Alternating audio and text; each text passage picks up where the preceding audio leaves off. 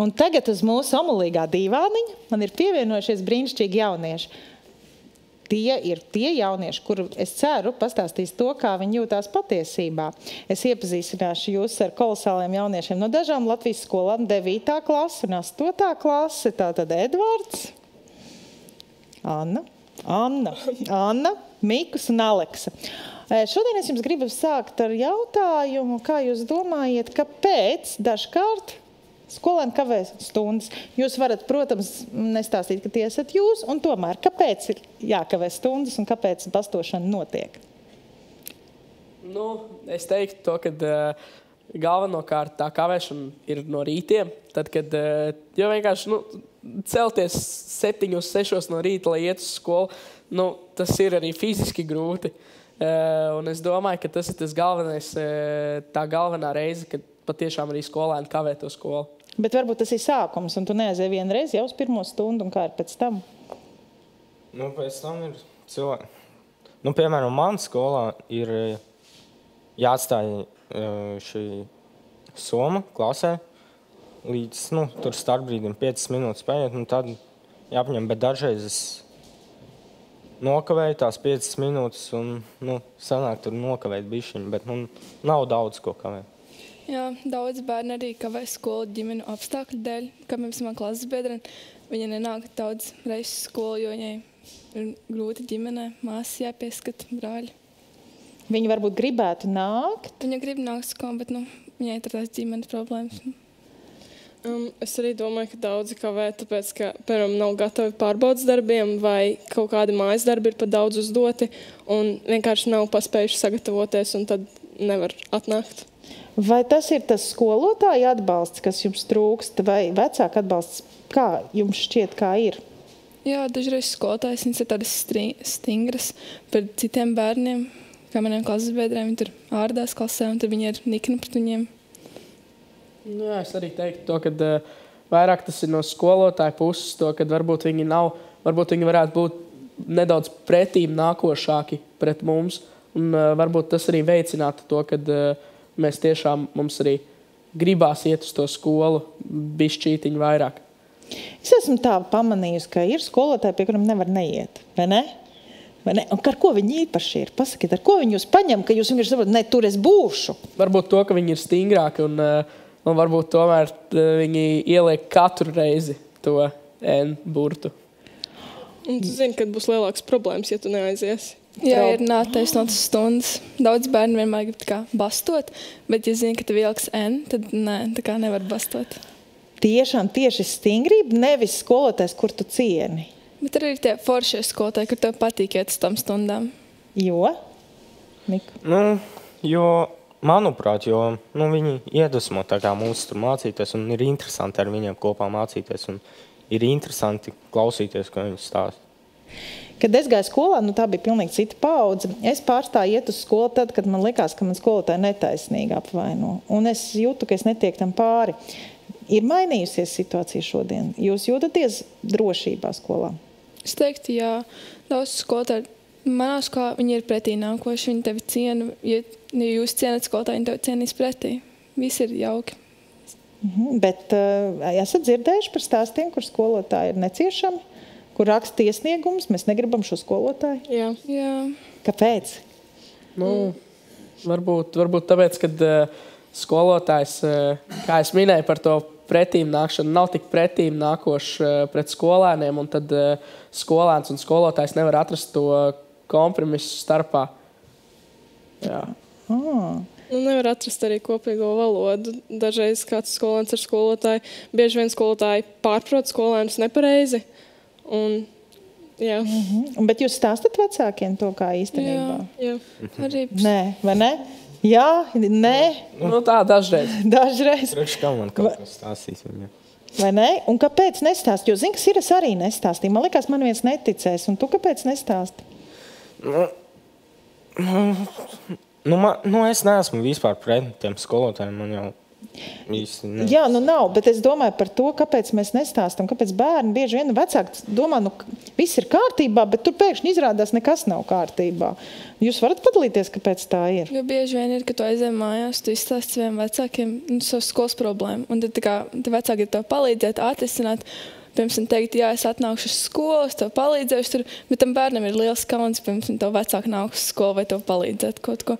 Tāpēc bieži vien bērni nestāsta vecākiem to visu. Dažiem arī ir bail, kad pastāstīs vecākiem, un tad tas vecāks aizies, kā jau teica, pateikt uz skolu, un pēc tam tā skolotāja jau zinās, ka tas bija tavs vecāks, un tev vēl grūtāka laika būs. Jā, ja būs tāda grūtāka stāva. Var arī pēc tam sliktāka skolotāja pat iedot. Jā. Un kā ir ar skolu maiņu? Tur, tad, kad izdodās, kad jūs esat mainījuši skolu, Jā. Kas mainās, mainot skolu? Var izveidot pavisam par jaunu to sevi un tās attiecības skolā, un arī kā pret tevi izturās citi? Jā. Un, man liekas, ļoti mainot skolu ir svarīgi, kā tev klase. Ja tev ātri sadraudzējies, ir daudz vieglāk nekā, kad tev nav draugu sākumā.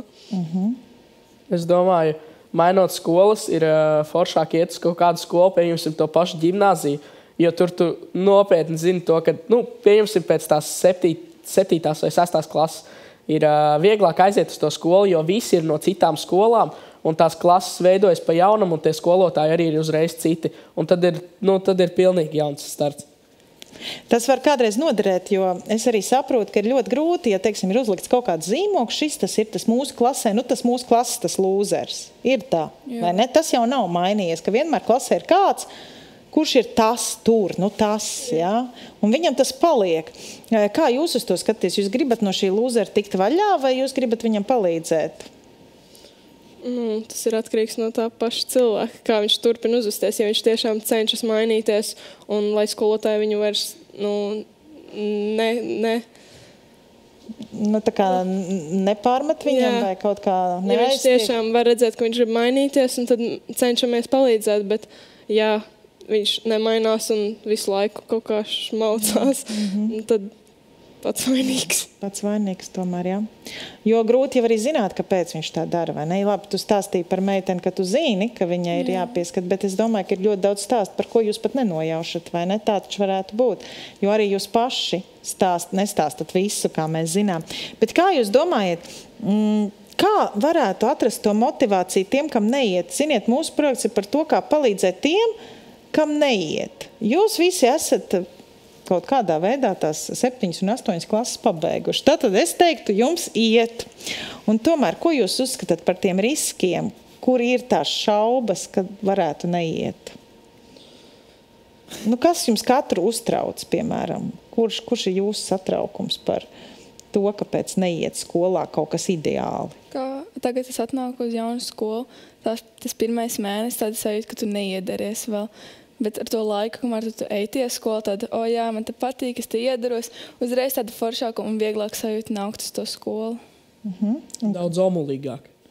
Bet, piemēram, ar tām pašām mācībām un nesekmību, kā ar to? Vienkārši jāmācās. Vienkārši jāmācās. Nav variantu. Un nevar tā nemācīties. Kaut vai pierakstīt visu un pēc tam kaut ko mēģināt atcerēties. Jāatrod arī kaut kāda motivācija, es domāju. Lūk, motivācija, tas ir tas jautājums, kur jūs atrodat to motivāciju? Es gribētu padalīties, varbūt var kaut kā iedvesmot tos, kam nav tās motivācijas. Es ļoti iedvesmojos no draugiem. Man tiešām klasē ir daudz meitenes, kas, es nezinu, kur viņas dabūna to motivāciju, bet viņas stāsta, kā viņas mācās. Piemēram, bieži vien viņas atsūta kaut kādu bildi, kur viņas tā smuki mācās, un man tāds, es arī gribu tā. Ok.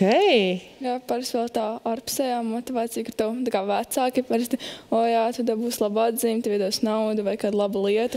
Un tu uzreiz tāda, jā, man ej to labu atzīmi.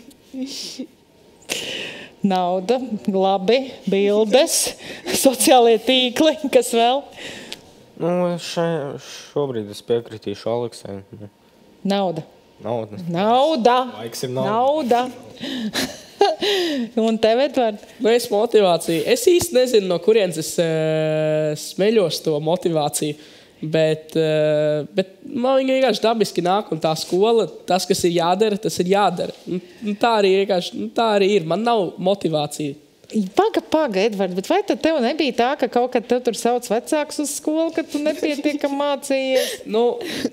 Īsti nebija tā, bet bija tuvu tam. Bet, jā, protams, pasaules vecāks, tad bija tā liesma, tā motivācija, kad jāmācās citīgāk.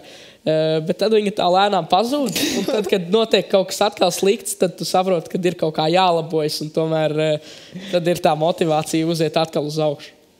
Labi, un kā jums šķiet, ko skolotāji varētu darīt? Ar jums jau es saprotu, viss notiek, bet ko skolotāji vispār varētu darīt skolā, jo viņi tagad skatās? Ja?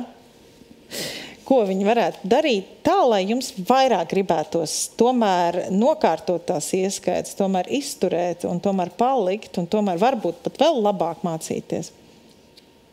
Kā jūs gribētu? Atšķirībā, kā kurš skolotājs? Jā, pastāst par vienu. Kā mēs matemātikas skolotājs, viņš ir stingrs, bet viņš ir ļoti foršs. Viņš var iemācīt visu, viņš ir pretīnākošs, viņš ir ļoti pretīnākošs. Bet par to, cik viņš ir stingrs, kā viņš manas klases biedrs, līdz ko viņi tur neuzvedas labi, viņš met ārā, viņš no klases, tā kā aiz durvīm, viņi stāv. Viņi stāv? Gan arī katru stundu. Viņus izmet ārā, un tam sociālais pedagogs nāk un iztreizēt. Un tas strādā? Jā, tas strādā. Viņi tur pastāv, kad 10 minūtes ārā apdomājas, viņa ienāk iekšā klasē, atvainojas, apsēž. Jau tas atkārtojas tik bieži. Es nezinu, ja tas atkārtojas tik bieži. Man ir 16 puiši klasē, un tikai 6 meitenes, un tie puiši tā katru dienu mainās, kurš kā uzvedās. Labi. Ko jūs vēl sagaidat? Kas ir tā motivācija, kas jums tā kā labi? Es saprotu, te drusciņi ir tāds bailes, ka tevi neizmet kopā ar tiem puišiem no klases, bet kas varētu būt vēl tāda motivējoša, tādā pozitīvā veidā? Es dzirdēju vienu stāstu, viena meitene teica, ka viņai bija klases audzinātājs, kas viņai tik ļoti uzticējās, ka viņa saprata, viņa nevar pievilt viņu uzticību. Vai jums varbūt ir kāds tāds stāsts? Kaut kas, dēļ kā jūs uzskatāt, ka skolotājs jūs motivē? Vai tomēr nauda un tomēr būs tas galvenais? Es nezinu, man tagad ir forši klases skolotāji, kur ir tajā pašā laikā sporta skolotāji, un pie viņas es varu ar visu aiziet. Es viņai visu varu izstāstīt, un tur vienmēr, ja es kaut ko sastrādāju skolā, viņa mēģinās ņemt manu pusi. Un tad es varu iet pie viņas ar jebkuru jautājumu. Laikam ir svarīgi, vai ne, ka var parunāties ar kādu? Tas ir ļoti svarīgi. Jā, kā mums skolām ir 2 psiholoģis, pie viņas var aiziet savā brīvajā laikā un izstāstīt, kas tev sirds. Un tas ir droši? Jā, un tad tu jūties labi, bet arī neizsmē klases biedri, par to. Nē, ko tad tu turēji? Mēs ar draudzenēm dažreiz aizējām parunāties ar skolas medmāsiņu. Starp citu, es esmu dzirdējis, ka skolas medmās ir tikpat labs reizēm resurss kā psihologs un klases audzinātājs. Pie viņas var uzdzert tēju vai apēst kādu saldumiņu. Un atkal doties uz stundām. Jā. Pie kā tu ej? Vai tu paliec viens? Es īsti pie nevienu, jo man nav nekāda problēma, kaut kas tāds. Es vienkārši mācos tālāk. Vienkārši mācies? Jā. Mēģinu kaut ko iemācīties. Bet varbūt, ka tagad es jums varētu lūgt uzdošu jums tādu uzdevumu. Jūs visi esat supervaroņi, jūs varat pārvērst skolu. Jūs varat pārvērst skolotājus, jūs varat pārvērst, kā jūs mācāties, kas būtu tā lieta, ko es gribētu. Es varu un... Man būtu 2 lietas. Es gan jau ieliktu jaunās skolotājas, tās, kas ir jaunākas. Vienkārši ar viņām ir daudz vieglāk, un tas pats arī seko ar interaktīvāku mācīšanos. Es dodu priekšroku vairāk interaktīvai mācīšanās, pieņemsim nevis no grāmatām un ar burtnīcām, bet kaut kādā datorā, kad skolotājs sagādā mums dators, un tad mēs mācāmies tur. Un tad es domāju, ka tās jaunās skolotājs, un tas arī uzreiz seko ar to interaktīvo mācīšanos. Jā, tos jaunās skolotājs viņas vairāk saprot, vecās viņas tā kā viņām bija tajos laikos. Laika mainās. Tas jaunās skolotājs, viņas tevi saprot, cik tā grūti ir to mācīties. Viņas uzreiz tā kā vieglāk un foršāk to mācīšanos stilu padara. Jā, un jaunās skolotājs arī saprot, kādi mūsu pusauģi vairāk nekā. Jā, viņi māk mūsu valodā runāt ar slengiem, piemēram. Arī tas? Nevis pārmet par slengu, bet pats prot šo lietot. Tā ir pirmā superspēja. Tātad interaktīva mācīšanās, jaunas skolotājs, supervaroņi. Kas vēl? Varbūt vismaz mazliet vēlāk, lai stundas sāktos, jo ar tiem rītiem ir grūti. Jā, par to runā arī daudz pētījumu, ka pusauģu vecumā patiešām fizioloģiski ir ārkārtīgi grūti celties agri. Un nav variantu, mums tas ir jādara. Es savus pusauģu gadus atceros, visu laiku man nāca miegs vienkārši bez apstājas. Ja? Superspēja, supervaroni, ko tu gribētu iedot? Visticamāk, pārvērst savā skolu daudz modernāku. Kas ir modernāk? Ar jaunu dizainu, iekšēju dizainu. Mēbeles. Mēbeles, dīvāni, skolas gaiteņos. Mums jau skolā ir tāda dīvaina. Lieliski. Jā. Lieliski. Kādu foršu istabu, tā kā spēļu istabu, ka var aiziet brīvajā laikā atpūsties no klases biedriem? Lieliski. Un sakiet, lūdzu, tagad vienu tādu, katrs varbūt jūs varat pateikt vienu tādu lietu, ko jūs katrs saviem klases biedriem novēlat šajā mācību gadā, un ar ko, lai viņi paņem sev līdzi, lai šis mācību gads būtu veiksmīgs un semestrs nokārtots. Nestresot un nolikt eksāmenus labi. Jā, mācīties, mēģināt mācīties. Mēģināt iegaumēt visu. Lai ir labas atzīmes un eksāmeni, lai nolikt. Nekaitināt tās stingras skolotājs, vai jums nācakās no mums? Vienkārši mācīties. Vienkārši mācīties.